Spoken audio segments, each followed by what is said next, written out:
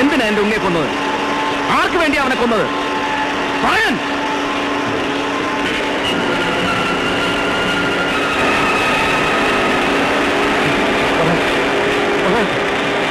ഞാൻ പറയാം.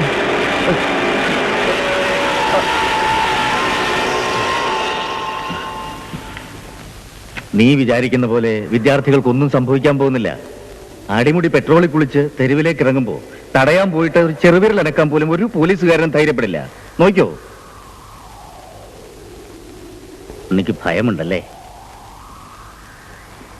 ഗുഡ്. നാളത്തെ നീക്കങ്ങൾ എങ്ങനെയാവണമെന്ന് നീയും പപ്പനും കൂടെ തീരുമാനിച്ചാൽ മതി. എന്നിട്ട് എന്നെ അറിയിക്കണം. മുരുക, ഇവനെ ഹോസ്റ്റലിൽ ഡ്രോപ്പ് ചെയ്തിട്ട് വാ. പപ്പോ, നാളെ എന്താ വേണ്ടതെന്ന് അറിയാമോ നിനക്ക്? ഇല്ല. വാ, പറയാം.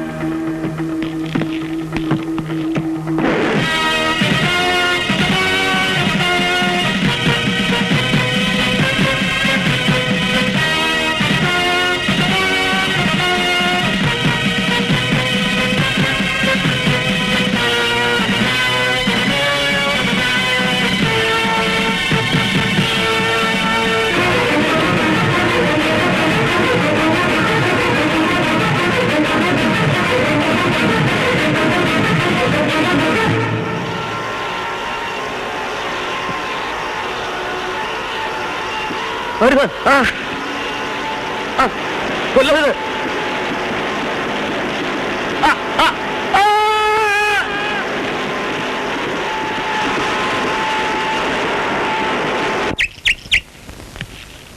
മരിച്ച രണ്ടുപേർക്കും ഞാനുമായിട്ട് എന്തെങ്കിലും ബന്ധമുണ്ടെന്ന് നിങ്ങളുടെ ഒരു റിപ്പോർട്ടിലും വരരുത്.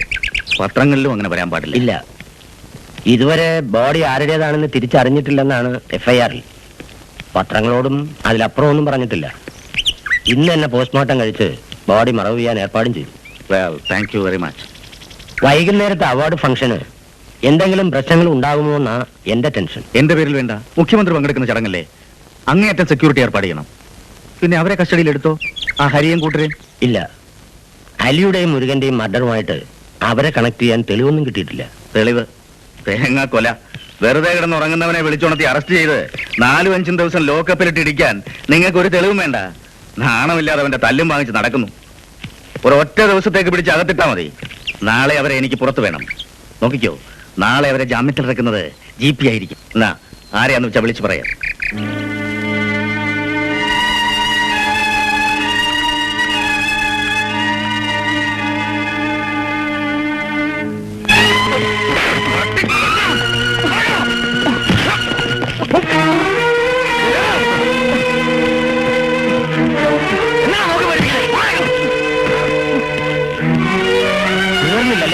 നിന്റെ അഹങ്കാരം.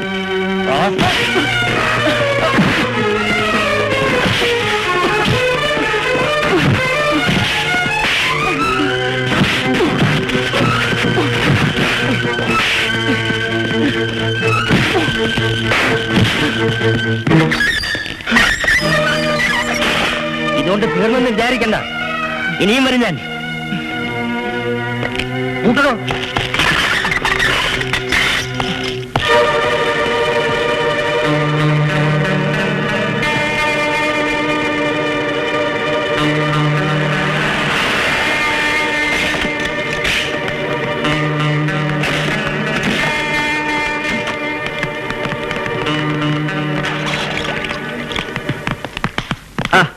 ആരത്? മീര ഇരിക്കെ.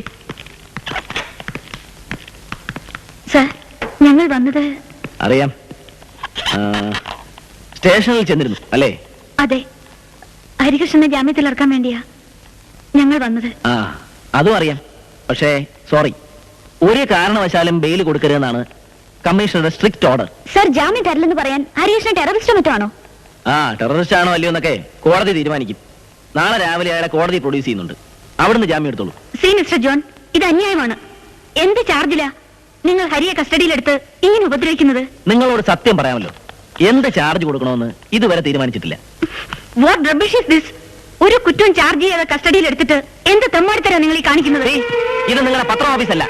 ചോദ്യം ചോദിച്ച് വെള്ളം കുടിപ്പിക്കാനാണ് ഉദ്ദേശമെങ്കിൽ സോറി, ഇത് നിങ്ങളുടെ പ്രസ് ക്ലബും അല്ല. പക്ഷെ ഒരു കാര്യം ഞാൻ പറഞ്ഞേക്കാം, നാളെ അയാളെ കോടതിയിൽ ഹാജരാക്കുമ്പോ അയാളുടെ പേരിൽ ഒരു ചാർജ് കാണും. റേപ്പോ, ഭവനഭേദനമോ, വധശ്രമമോ, പബ്ലിക് നോയിസൻസോ എന്തെങ്കിലും.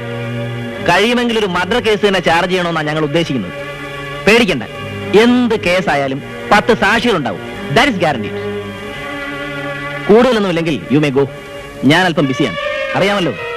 ഇന്നത്തെ അവാർഡ് ദാന ചടങ്ങിന്റെ മുഴുവൻ സെക്യൂരിറ്റിയുടെ ചുമതല എനിക്കാണ്. CM അടക്കം VIP മാരുടെ ഒരു പട തന്നെ ഉണ്ടെന്ന്. മീര വരില്ലേ കവർ ചെയ്യാൻ?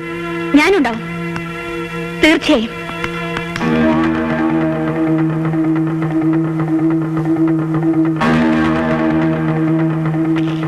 Hello commissioner.